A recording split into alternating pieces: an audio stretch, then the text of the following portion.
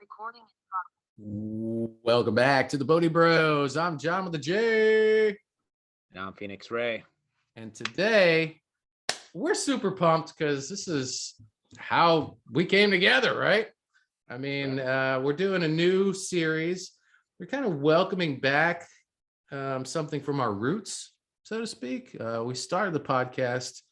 Well, what did we start? We started, we were reviewing videos from different spiritual teachers or self-help people, or so what we're doing is we're taking these like videos from YouTube or some people that we like and reviewing it and giving you what we thought we liked. But so we're going to kind of revisit that, but instead of just reviewing a video from somebody, we're just going to put a spotlight insight on particular teachers, not necessarily just one teaching or one video, just more in general, more broad based, I guess. I like that because then the viewer doesn't have to watch the other video. Then we're making them watch two videos, and we can really just stretch into more of those teachings, like we did for our teacher that has recently passed, not Han. Did I say it right? Potato, tomato, whatever. Let's not get, and that's going to be a theme today. I have a feeling based on the teacher that we're going to be discussing. Let's not get hooked up and hooked into with our claws of judgment semantics. Okay, let's ease back a little bit and turn the lens on ourselves and stop finger gunning and pointing fingers, and maybe like taking our fingers and pointing them at each other, bringing them together, and then pressing them here and loving ourselves. Anyway, our teacher, our tribute, our theme, Ray?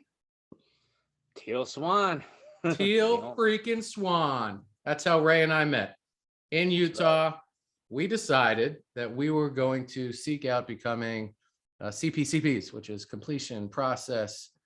What does it stand for? Practitioners. CP, completion process. Certified completion process practitioner. Right. Certified practitioner of the completion process. There we go. Why didn't I remember that? Anyway, CPCP. So if you go to completionprocess.com, I'm going to do that real quick. The completion process is explained as a comprehensive approach to healing core traumas that recur as emotional triggers that prevent us from living empowered lives free of fear. The completion process is an 18-step visualization that walks you through an emotional trigger, following the emotion to the earliest memory, then resolving the child's needs through both the mental visualization of resolution and providing awareness through the adult perspective of the events that occurred. The only word that I would inject in there is loving right before awareness, but that's just a Bodhi Bros thing. Anyway, back to the camera here. My mouse died, but we're good. So that's completion process. Ray and I, that's how we met. We actually did that with each other, and I think that brought us closer and built trust between us. And eventually we decided to do a podcast together, and here we are. So Ray, do you want to talk briefly about your intro to Teal and why you were drawn to her teaching? I started getting into watching a lot of Teal videos. Once I started, I guess, I don't know. I mean, I guess I've been on a spiritual journey for a while, but when I moved after my marriage ended, and I was looking really into all that stuff, and really knee deep into, seeking knowledge and seeking wisdom. I'd come across Teal Swan videos, and I would watch that. And I liked her. I liked what she said. And then really was, I started getting into shadow work because I realized I had a lot of stuff in me that needed to be healed. And then that's when that one woman, Cheryl, who you met. Oh yeah. I did. She was the head a Reiki share, and she was like, hey, she was the one that told me about the completion process, and was like, oh, you'd be great for that. You should do that. And I never heard of it before, and that's what kind of got me like looking into that and looking into the whole process, and then going kind of deeper into her teachings and her YouTube stuff. And so I started watching a lot of her videos then to learn about it, and that's what kind of set me on this path. It was actually kind of weird too. I think I was kind of like pushed there spiritually as well. Like leading up to when I was going there to Utah, I was a real big devotee of Ram Dass, and I was, really into his camp. And I remember I had a dream, and it didn't seem like a dream. It felt like very real. And I remember this dream where I was carrying something like really heavy on my back, and I kind of reminded me like Saint Christopher, like that. And I Yeah. sat down, Ram Dass in his wheelchair, and I was like, and he was like all slumped over, and it was like, but then he was just putting me on. And the dream was beautiful. It was just me and him. We didn't even talk. We just like just looking at each other. We're on the beach, and it was this beautiful thing of just loving awareness. And I remember in the dream, at one point, he changes, and he's wearing this like bright teal shirt, and he has these bright teal Oh sunglasses. shit. And it was like, but the frame was just as bright as like Sure. the lens was just as bright as the frame. It was like all solid, like teal. And he Yeah. had this like goofy smile on his face. And I'm like, what the heck is that? And then it was only for a few seconds, and he switched back to like whatever how he was in the dream. And it was a beautiful dream, and I woke up feeling all peaceful. But I kept thinking like that was kind of weird, that one part of the dream where he just, where he was wearing his bright teal shirt and teal sunglasses. And for some reason, when I was there in Utah, I kind of forgot all about that. And I was there, I was like, oh, I get it now. That was, and the way I kind of interpreted it was I kind of like him saying like, hey, go see Teal. Yes. Because I think I kind of went as far as I could go in the Ram Dass's teachings. Wow. I think sometimes a teacher, you get really involved sometimes in a certain spiritual teacher, and you kind of Yeah. soak up everything they have. But sometimes, you got to go, you got to learn something else. There's something else that you're not getting out of that. And I think it was more of like, hey, I'm not going to get what I need my next evolution, my next to evolve. Right. I need to go see her, because I never really heard much about like spiritual bypassing and all that stuff before her, really. Me Me neither. and Ramdas will talk about embracing your humanity, and I was like, okay, yeah, I get that, it makes sense. But Yeah. I never really sat and faced my emotions before, prior to learning about her and her teachings. I was kind of in that same camp where, something negative would come up, sadness or guilt or whatever, depression. And, we're always looking for something we're always trying to push that away. We're always trying to find something to cope with those feelings that we don't want to feel. And she was really the first one to me that's, to say that, like, don't try to feel better, just try to get better at feeling and Oh, I feeling. love that with Taste poetry that. snaps and golf And it claps was for just that like, one. wow, like I never really, this whole time I've been trying to like seek ways to get rid of that stuff, and, Yeah. Yeah. and Yeah. how to cope with that. Not going, running away from the pain versus diving fully into the pain. Yeah. Yeah, So would you yeah. say that Teal Swan has been Ram Dass certified and endorsed? Yeah, I think so. Right. That's awesome. And same for me. Like, so when I was introduced to Teal by way of a previous partner, and quite emphatically and repetitively. And I was like, fine, I'll listen to the videos, fine, with much resistance, because I would definitely crown myself the resistance king of many things. And so it was the perfect medicine for me too. And she's like, oh, she'll teach you to sit with your emotions, and I think you would really benefit from that. I'm like, you mean sit with my emotions? She's like, feel your feelings. I'm like, I feel my feelings. I'm like, wait, what does that mean? Am I not feeling it? Have I never felt my feeling? I'm like, whoa, okay. And it's so funny because we think we have an understanding of something at so many points in our life. And then Facebook memories is cute for this. And you read a post that you posted 7 years ago, and you're like, oh shit, when I posted that 7 years ago, it meant this to me. But now as I read this quote, it means so much more. Like, Yeah. what was I thinking when I posted this? Like, I'm definitely not understanding that quote the way I understand it today. Like, holy shit, that's a whole different universe just within the few words of this meme.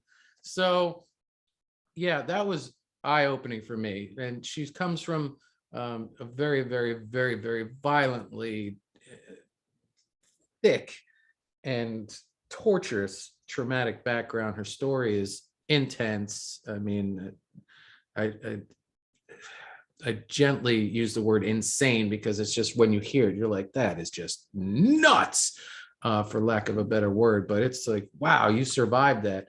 That really explains how you've come forth so powerfully and so um, just bright with all of your illuminating um, just material, your content, which is endless and free. Most of it is, she offers it at no charge on YouTube, on her website, on her, yes, she has premium content, but woman's got to eat, and she's got a community to feed and bills to pay. So she does host events and retreats, and they're all very, very, very beautiful. I've volunteered at many of them. I spent an entire month in Costa Rica volunteering um, at their center down there. And that was quite the treat and an extraordinary experience. All of these events are about connection and healing emotionally, physically, spiritually. They're beautiful, and making new friendships and just doing some really quality work around loving awareness. Her movement, I would say, breeds authenticity. That's very much a focus. What we resist persists, and going toward the pain versus running away from it. She refers to a lot of some of the other spiritual teachings out there, not in a hateful way, but in calling it is what it is kind of way, is spiritual novocaine. Like things that pump us up and make us feel really good with positive focus and intention and mantras and stuff, but then it's not sustainable because it's not real. And that's really the forward, I think, presenting platform of what Teal stands for. I noticed a lot of people too when I would bring up Teal Swan, that a lot of people have a lot of resistance towards her. I noticed like it would be like, oh, she comes across as like real like rough, Confident. comes across like, I don't know. I noticed a lot of people. I'd be like, no, I mean she's great and everything, and Yeah. people just be like, just not like her at all. Maybe it's because of, I don't know, it's because of like the stuff that you said, how they're used to the love and light type of spiritual teachers, Right. and talks about the dark stuff, the shadow work. And I know a lot of people in that do not like that. Like, for example, when I went to a Ramdas, I went to a couple of those Ramdas retreats in Maui. Very, very heavy love and light, which is Sure. fine. I mean, you need that. You need that stuff too. That's Yeah, something you could. and let it be known, Teal is not void of that. She Yeah, embraces yeah, all of exactly. it. It's like the entire rainbow of emotion Right. and human experience. And I remember, like, we used to have one of the guests was Lama Sutran, and she did that book, Feeding Your Demons, which is a way of shadow work. And that was kind of when my first real introduction to shadow work was with her. And I remember she was going to be speaking and doing and giving us a run through how to do shadow work. Almost hardly, like, almost half, mainly only half the people that normally showed up for all the other speakers showed up to that one. And I was thinking, like, why are these people like resistance of that stuff? They were all like, no, people did not want to hear about that stuff there at all. And actually, I got more out of that than almost anything there at that whole retreat. I Yeah. mean, yeah, I mean that to me, that is the stuff that really causes the real transformation. The love and light stuff. Yeah, sometimes you need that stuff at first, but Yeah. then it's it's that Yeah. shadow stuff, that stuff that we're resisting, is that's really going to cause that change. Yeah, and then I think you come into that awareness, and that, like, and it comes hardcore too, because when you're flying high on the wings of all the positive focus and love and light, eventually your wings catch fire and you crash, or everything around you crumbles, and you're like, what's happening? Why is this happening? It's because there's things that you have vehemently suppressed, denied, disowned, as Teal would say, and they come back with a vengeance. And you're like, but I was loving lighting. I was loving lighting. Yes, but you are ignoring that inner child. You're ignoring those old wounds, and that those voices within you that are screaming for your attention. And you're right. Anytime I brought, hey, what are you doing? I'm like, oh, I'm going to a Teal Swan event, or hey, if we're having a conversation, I'm like, have you ever heard of Teal Swan? Oh no, well, she's known as the spiritual catalyst.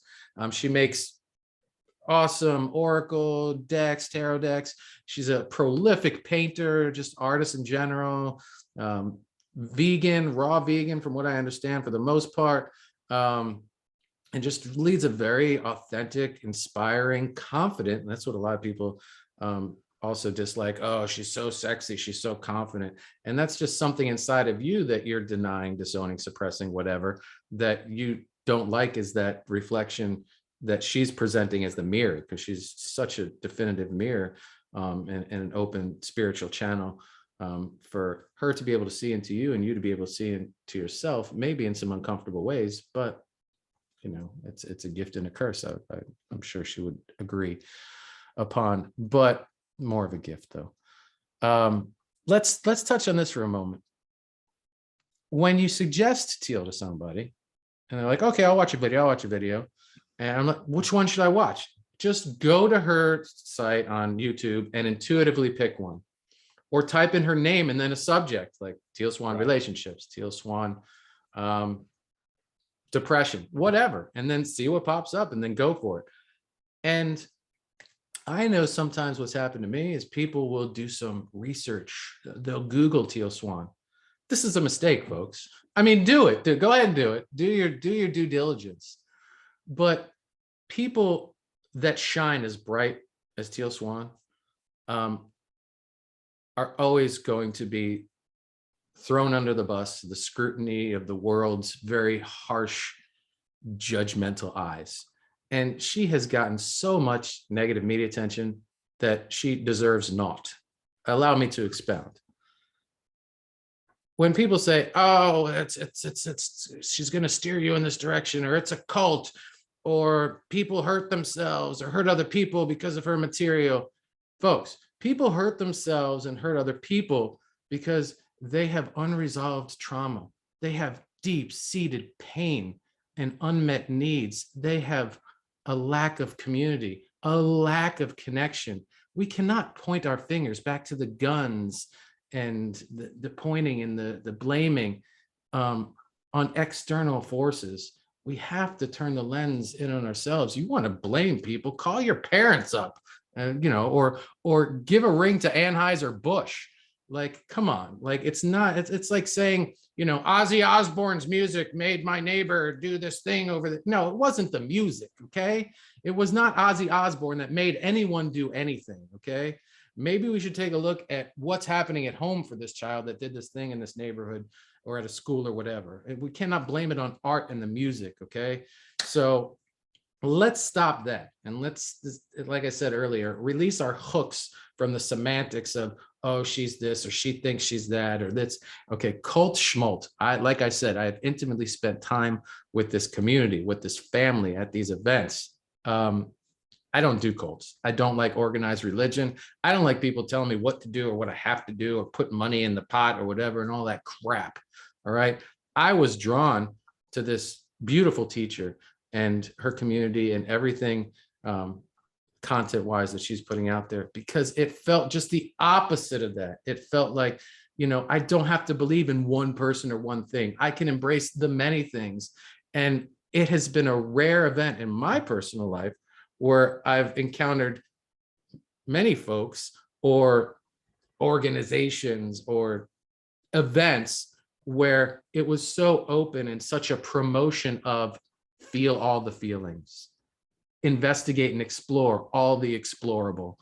And that's why, Teal, I will forever hold a special place in my heart for you. And I think we get and all that you way do. about like a lot of spiritual teachers, is that we sort of put them on pedestals and we kind of forget that they're really human, that they're human beings. I need these spiritual teachers. We could always find something that we don't like about them, maybe their lifestyle, or they said this, or anything. You could dig up someone's past and find something, but it's just like thing with Teal. It's like, yeah, maybe she has some stuff in the past that you don't really like, or you may think it's cultish and stuff like that. But you could say that about any kind of, like, every popular spiritual teacher has a sort of a following, and there's always going to be people who are going to be just very, very dive in and very devoted and in that, and that's normal for anything. It's not. I mean, let me grab while you're on that, and that's, I mean, like, come on. You know how many thousands and thousands and maybe even millions of people love this team and wear this stuff and fill stadiums and have so much allegiance to this, a band Okay. Right. They're like, oh, they say they have a cult following. That doesn't mean the band is a cult. It means people love the fish. People love Right. fish. The Grateful Dead. It's a culture. It's a thing. It's not a religion. I mean, okay, people say, oh, no, no, it's my religion. That's fine. But that's putting a positive twist on the word religion. But some people are like, oh, Yeah. it's There's always worshiping going to be false deities, and stop it. there's always going to be fanatics and everything, but that doesn't represent. It could be a very small minority. That doesn't represent like everybody who's a fan doesn't like that. Just because I could find stuff I like, and like most spiritual teachers will have something that resonates with me. I could find something. It doesn't mean I have to agree with every single thing that they say or how Yes. they do. Take what you want from that person. If it works for you and what they're saying, then apply it. Then that's fine. You don't have to buy into everything that person says, and that everything that person says is true, and everyone else is wrong. And it doesn't have to be that way. Which is so beautiful, Ray, because then it's kind of making the teachers that you look toward for wisdom just like the rest of us, like imperfect humans, just questing for more. Like, if you're not, I don't believe everything this teacher says. And there's definitely some things that Teal said where I'm like, I don't know if I agree. Thank goodness. Because, like you said, you take what you want, what you need, what resonates with you, and it makes it like you're not thrusting this person up on a pedestal, but oh, she's another human. And if we ever got together, and we have, I could teach Teal a thing or two about a thing or two. She could teach me a thing or two, and we can come together in beautiful human connection. Like I know some things that she doesn't know, and she knows a lot of things that I don't know, and that's what makes the world go round. And like you said, I could pull from Bob Marley, I could pull from Kermit the freaking Frog, and Ram Dass, and Jesus, and go around the world, man. Give me all the cultures, because there's so many, which is funny and beautiful because a lot of the messages are just about the same. you Right. know Yeah. right? It's Yeah. Go ahead, go ahead. I would say, yeah, like a universal message, just said differently through the filter of that person's perspective. And and some teachers, they could be saying the same thing, but one of them hits you differently because it just resonates with you, how that person is teaching you, that person's style. Just like, whoa, yeah, that's on that person says, how that teacher says it, like, great, like that really gets, resonates with me, even though the other teacher could be saying really the same thing, but this, I don't know, there's something I'm just more drawn to how that person is. Sure. And sometimes it's even as simple as a masculine energy and a defined feminine energy. And maybe it's the same message, but it's delivered from a whole different, right? Like Right. energy, lack of a better word. And you're in a position to receive that more for wherever you're at in your healing journey. And maybe if it's coming from a woman, maybe for the first time in your life, you're more open to that because you've healed some of your mother wounds.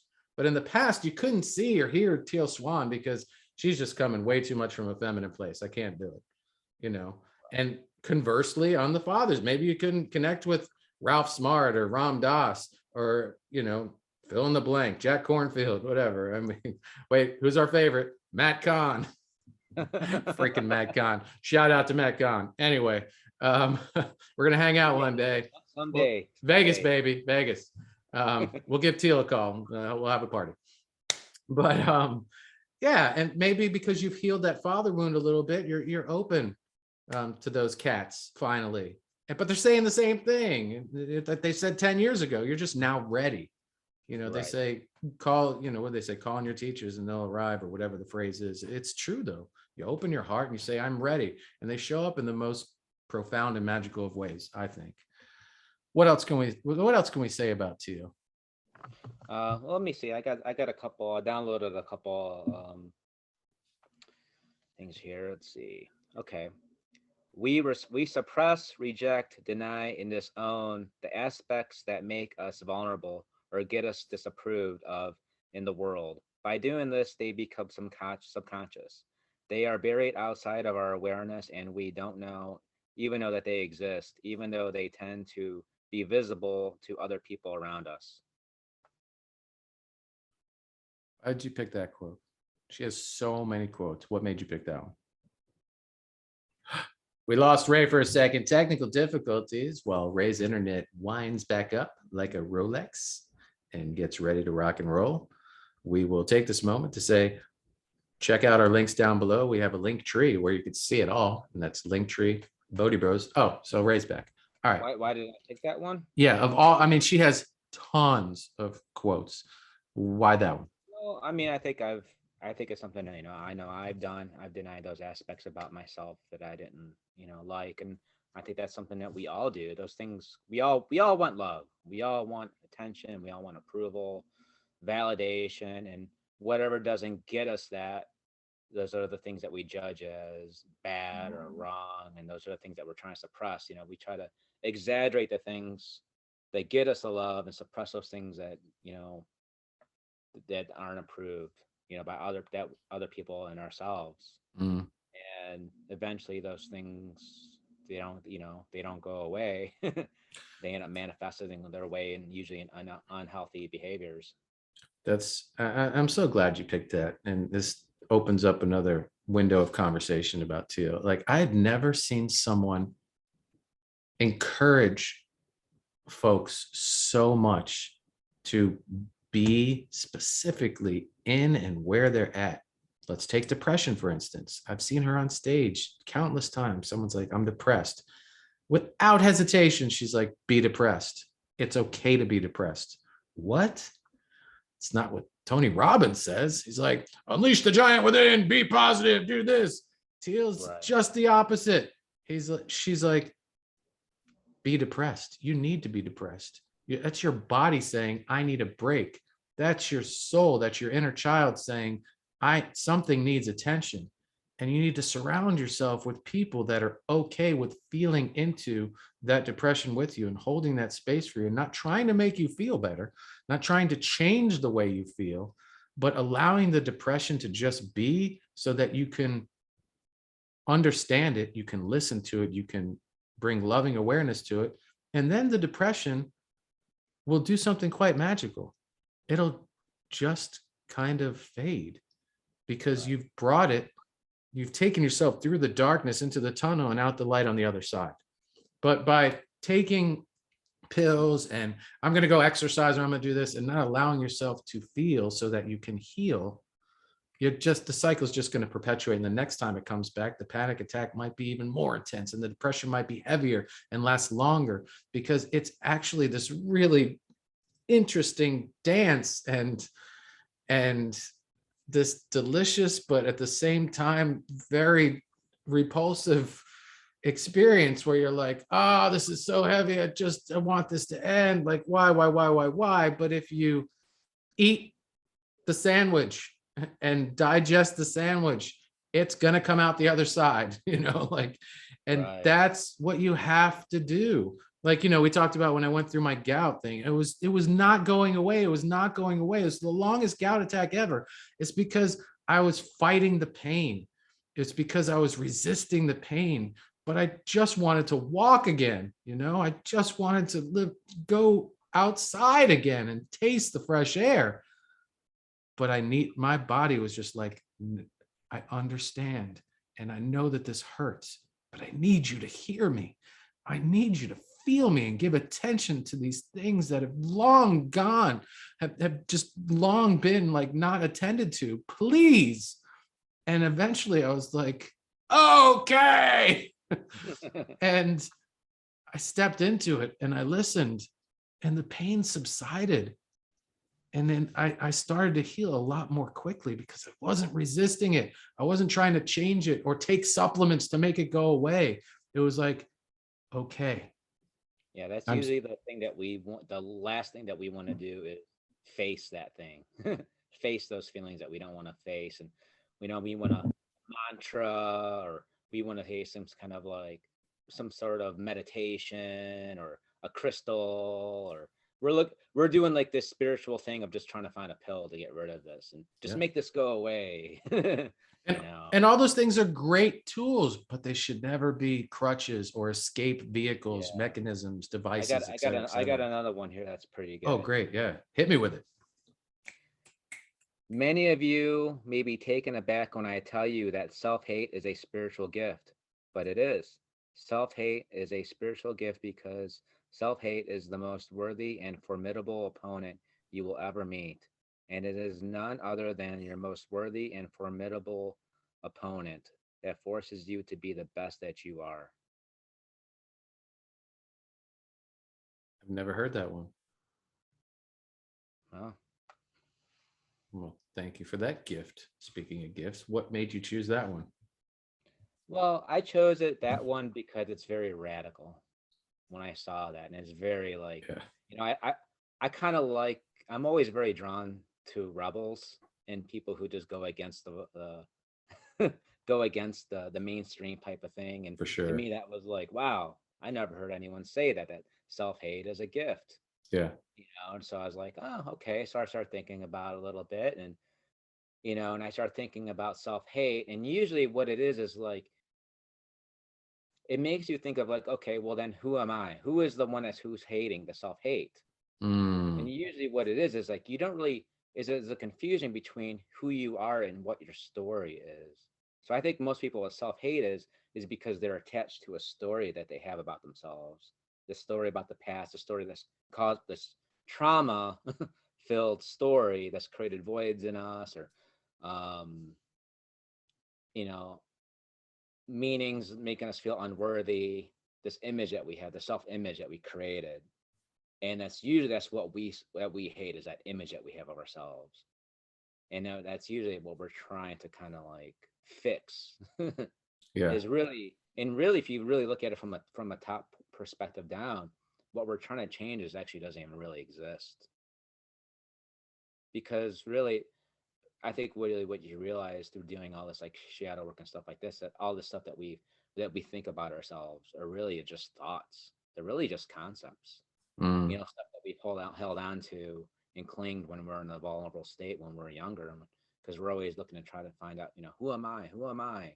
And we define ourselves based on a lot upon how other people treat us. People treat us like crap. We say, well, I must be crap. I must be unworthy.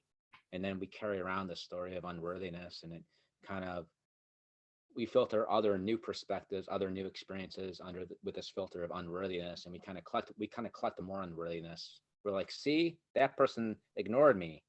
It's because I'm unworthy, and I could trace it back to this. And so yeah. that's usually that when we say, well, that self hate is usually it's that image that we have of ourselves that's created by that trauma that we're trying to fix.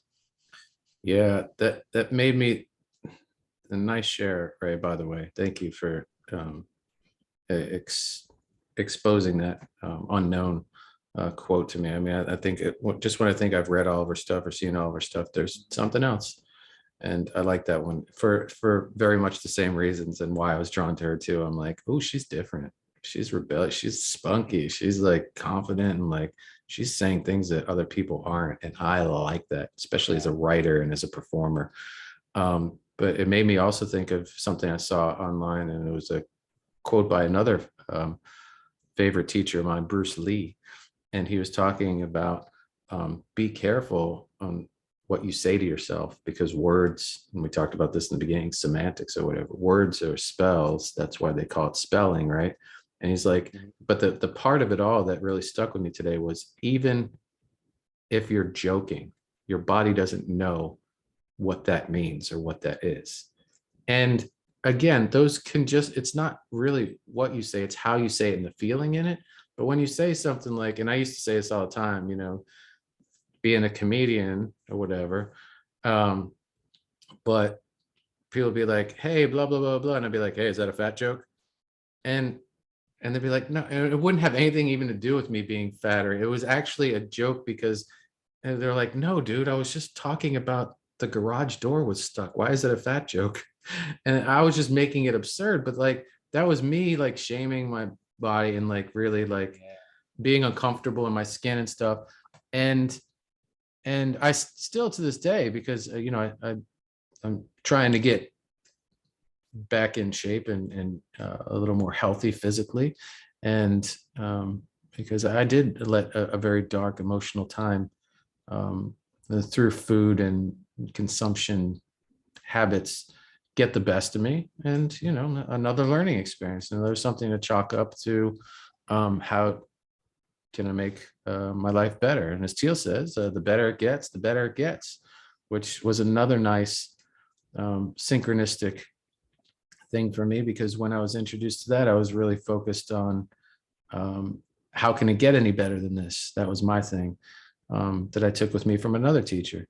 And it's the same thing. It's not saying it can't get any better and putting a ceiling on it. It's saying it's being open to, hey, the better it gets, the better it gets, or how can it get any better than this? But yeah, I still battle then. And in the mirror, even yesterday, I think I said something jokingly. I'm like, come on, fatty or something like that. Like, let's get it. And I meant like, let's exercise more, let's get it. But even just that word in private in the mirror is like, I caught myself though. And I was Yeah. like, what are you doing? Like, what do you like? You got to love this. You are where you're at. And I'm like, you're exercising again. Now you're lifting weights, you're walking every day. Like, you're going to get there. And it was I finally was able to catch myself and not just say it and leave the mirror, I guess what I'm saying. And so if you can catch yourself and pause, and then challenge yourself, like, hey, like if someone were to say that to you, just think about if someone were to say that to you on the street, hey, fatty, or your friend, maybe if someone on the street said, you would just be like, what a dick. But like, maybe if your friend was like, what's up, fatty? You'd be like, whoa, why did you say that? Yeah. I And used to have ask yourself, right? Ask yourself in the mirror, why did you just say that? And have that mirror conversation. right. I used to have so much like self-hate and like talking down to myself inside. And I was realizing this maybe like last week. Is sometimes you don't really realize the transformations when they happen. A lot of times it's just not this like huge like snap your finger transformation and things change. Sometimes you don't notice it till like because you don't know. Sometimes you don't notice when it's missing. It's like I noticed I was just kind of like sort of meditating in a way, and I was like, man, just kind of observing my thoughts. And I was thinking, man, I wonder, like, trying to think back, like, I used to have so much like self-defeating talk to my about myself all the time. And I remember a lot of my humor was very against myself. I'd always like rip on myself around other people, put myself down because I thought it was like, the self-depreciating humor. And I Yeah. would always say that stuff around like other people. And then I started catching myself and I started this journey of self-love. And I'm like, I'm not going to say that anymore. Even if it's joking, I never joke anymore and put myself down.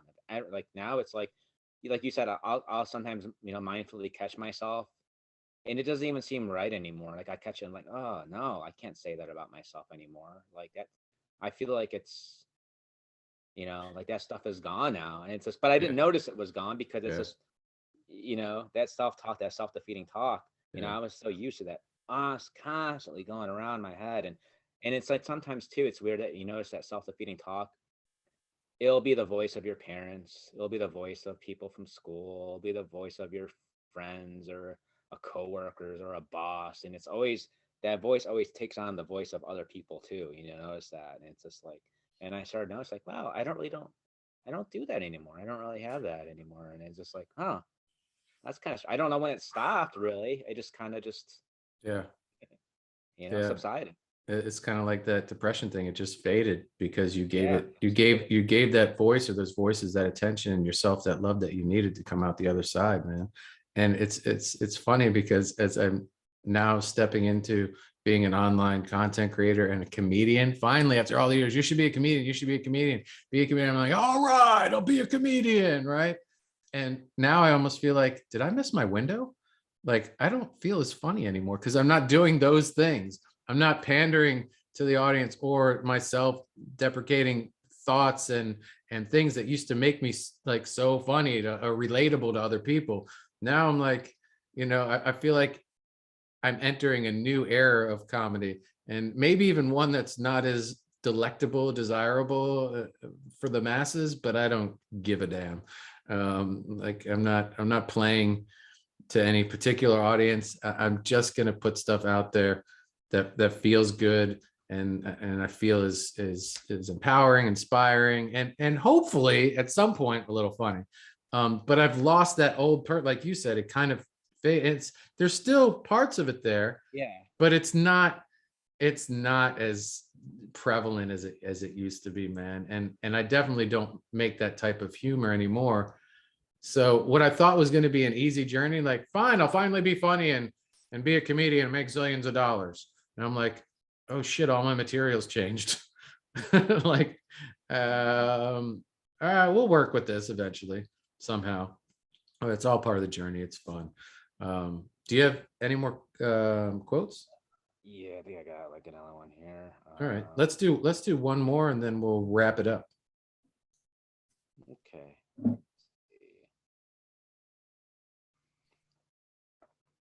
Well, it's sort of what we kind of said before. Many people think that being spiritual means being positive, but being spiritual means being conscious and aware. To become conscious is a much different thing than being positive. Yeah, I think that's a nice way to wrap things up, because it does kind of lace up everything that we've been saying, and just breathing encouragement into not just allowing yourself, but allowing others to just feel and to be okay with whatever they're feeling, even anger. Like, anger does not mean violence. Anger means it's just another human expression that needs to be released and shared and validated and felt. And the violence comes when that's suppressed, and when people feel alone in their anger, or they don't feel like it's okay to be angry. So for ourselves, for one another, just be gentle, and be present. The one thing that we learned in training to be completion process practitioners was, and the best advice I got was, I'm like, hey, I really want to do a good job. And I'm like, don't worry about doing a good job. All you need to do is be unconditionally present and attuned. That's all you need to do. And it's that simple. And that's really the ultimate gift that we all need, right? We just need someone to sit with us, not judge us, not change us, not try to offer some type of unsolicited advice, but just be present and validate, and be loving and in the moment, without having to offer anything unless asked for something, right? Yeah, I think a lot of times, especially in the beginners, we have this I don't know. I think we think that sometimes we're gonna get enlightened or something, and or something's gonna happen when we're coming across some kind of special like teaching, some secret, hidden, ancient, Yeah. meaning mantra from Lemuria that fucking Buried beneath the pyramids. Yes. and that the CIA is trying to suppress from us, and it's been hidden, and by the reptilians are guarding this, and we're gonna like find this like thing. It's gonna like the secret, and it's gonna like somehow whoa, and I'm never gonna be depressed again, sad or Right. any. It's just gonna be like, and I'm gonna grow. My chakras are all gonna light up, and Kundalini is gonna come out my ass, and all this stuff. And it's Can I get an amen from the congregation? and somehow it just, and we're never gonna feel sad again. We're never gonna feel embarrassed. We're never gonna feel any of this stuff, and it's just not really Right. or a fantasy. Right. Right. That's awesome, man. Really what we're here is just to be human and just to Yeah. be ourselves, and um hold space for that stuff. Yeah. And they have this, like they say in Hinduism, I mean not in Buddhism, there's the 10,000 joys and the 10,000 sorrows, and it's not to try to like change one and hold on to that and not feel that, and it's just to embrace it all, let it all flow. It's like a river. Yes. We take our place, our seat in consciousness, and we're meet it all with loving awareness. We've come back full circle to the Bodhi Bros mantra. Bring loving awareness to it. Did you say Kundalini fire out your ass? Yeah, I think I did. Wow. That sounds both exciting and terrifying. Like, do I want to do that? No, maybe. I don't know. That was a great picture, man, and a great little rant you went on there. I love that. Unless you have anything else, I have one more thing that I would like to share in the spirit of Teal Swan. Okay. One of my most cherished and favorite teachers always, whom I will be seeing this Saturday in Tampa, Florida. Look, if you've got nothing to do or you need something really transformative to do, hop on a plane, jump in a car, go to Tampa Saturday. I think tickets are still available for a Teal Swan synchronization workshop. Make some new friends, connect, heal. It's always such a great time. Tampa's a fun city too. Leave today, stay the weekend. lots of cool vegan places to eat, live music. It's the West Coast of Florida. Yummy. But Teal does share this sentiment quite often. I'd love to leave this with you, Ray, and with our audience. And she says quite simply that I'm sure she got from another teacher or teachings, and she makes it her own with her own voice. And she just simply asks, what would someone who loves themselves do? So take that with you and just remind yourself in those really, really dark moments or those really, really challenging times, look in the mirror or just say it softly and whisper to yourself, what would someone who loves themselves do? I'm John with a J. I'm Phoenix Ray. We'll see you next time. Thanks for coming out. I love this episode, and we love you, Teal. And we are clear.